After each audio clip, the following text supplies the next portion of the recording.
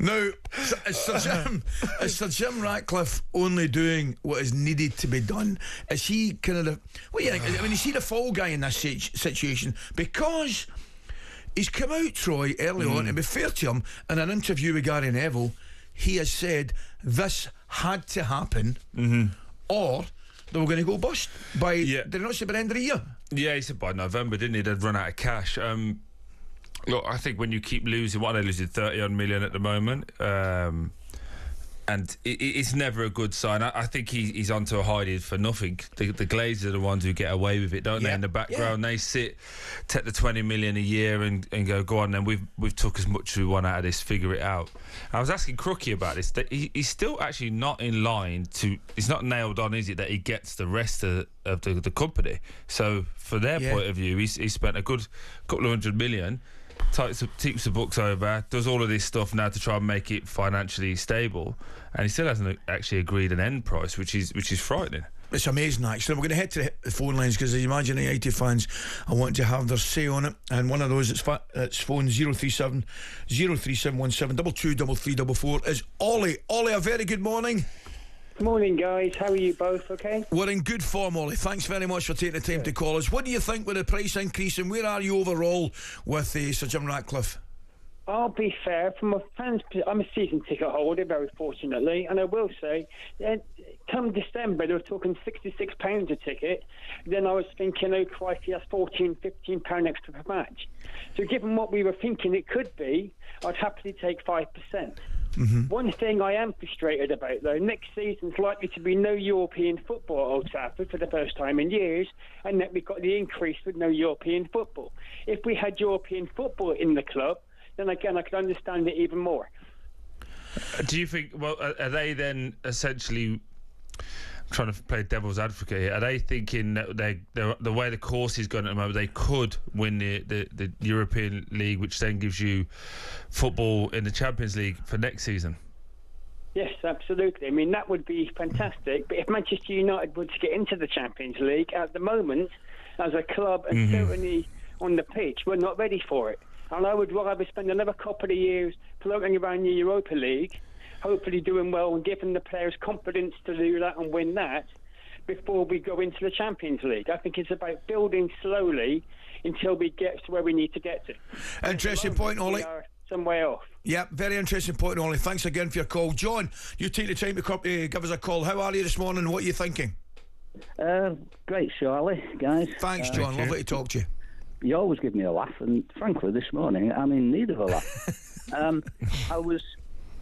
Late last night, I picked up an email from Sir Jim, and it said, as you say, that prices are increasing by 5%. And I thought to myself, well, okay, it's a bit above inflation, and let's give the Glazers the due. They kept prices frozen for quite a long time. And then I read a bit further down the email, and I saw that my ticket price, as a concession ticket holder, by the way, as a retiree, had actually gone up to £840.75. Now, last year it was £490.